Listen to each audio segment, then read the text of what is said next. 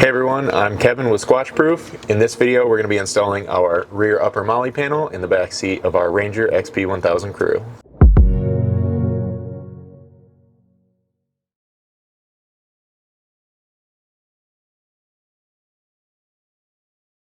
So we'll start off just kind of showing you everything you should receive. Your MOLLE panel itself is going to consist of 3 sections, the main center panel and 2 kind of mirrored outer panels. You're going to have outer mounting brackets and then some various hardware that we'll walk you throughout the installation. So we'll grab our center section, jump in the back seat of our Crew here, and get started.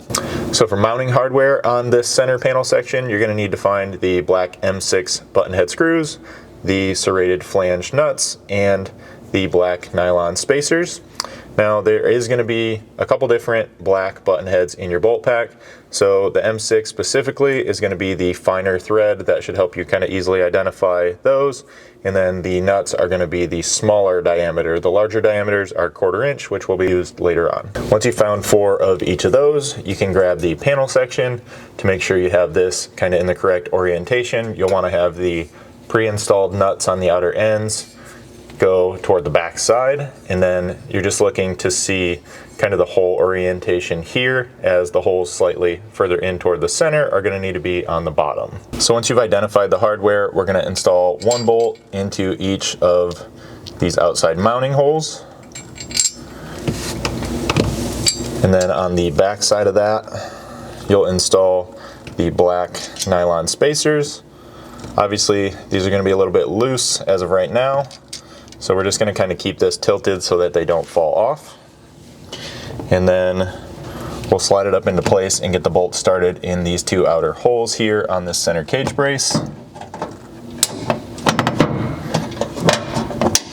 And then grab our M6 nuts and kind of reaching around from the side here, you can feed these in and either kind of hold them and spin the bolt, or if you have enough room back there, just spin the nut onto the bolt itself.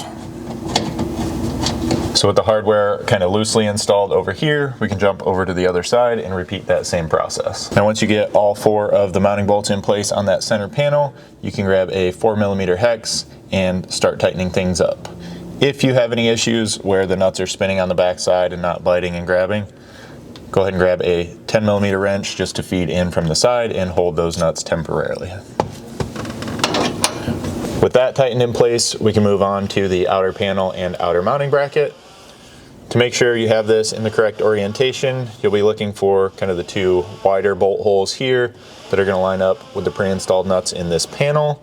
And then you'll just need to make sure that you have it kind of in the correct orientation, because if you flip it over, the panel edges are not going to line up. Once you know this is correct, you can grab the outer mounting bracket and kind of begin installing it here on the outer edge. That's the way these are going to install. It's basically going to go out and down with this kind of bend stepping out toward the front of the vehicle. Then you can grab 2 of the 1/4 button heads from your hardware pack and install them into each of these holes, again with a serrated flange nut on the back side. With the panel loosely assembled, we can now kind of hold it up here and identify this outer mounting hole. This is going to be a pre-existing hole in the frame. However, we are going to have to open it up to accept a 5/16 thread cutting bolt. So we'll clearance these out with a 9/32 drill. And then what we've done here is provide you with 2 different 5/16 bolts in your bolt pack. One is going to be this clear zinc hex head thread cutting bolt. The other is just a standard 5/16 button head. You can now use the thread cutting bolt to cut threads into that pre-drilled hole, and then simply remove that and install the panel using the 5/16 button head for a cleaner finish look. And then one alternative to this would be if you already have a tap set, go ahead and use your tap. That's going to give you a little bit cleaner thread here than the thread cutting bolt will, but these will be perfectly fine if you don't have those to just get these 2 holes done.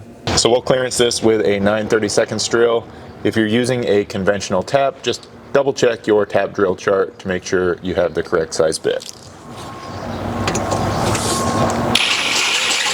Then what we've done here is give you both the hex head thread cutting bolt along with an additional black 5/16 button head. So you'll go ahead and cut the threads using this bolt and then switch to the 5/16 button head during the final install for just a cleaner finished look. So with these, you'll just need a 1/2" socket. We've got ours here on our 3/8 drive impact. We'll kind of just get it started in the hole, and then with a little pressure, drive this in to cut our new threads. So just be careful not to over tighten those or run it in too quickly and damage your newly cut threads. And then just grab that button head and kind of double check that you have a clean thread here that is going to thread into during the final installation. Now we can grab our pre-assembled panel. We've got 2 of our 1/4" button heads going in here toward the center into those pre-installed nuts.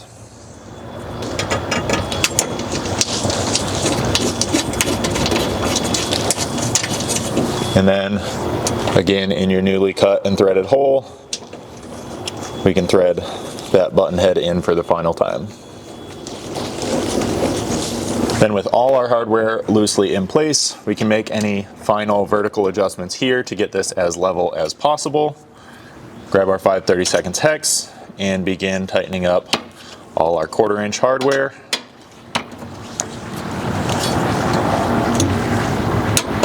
And then lastly, switch to a 3/16 hex to tighten these 5/16 button heads.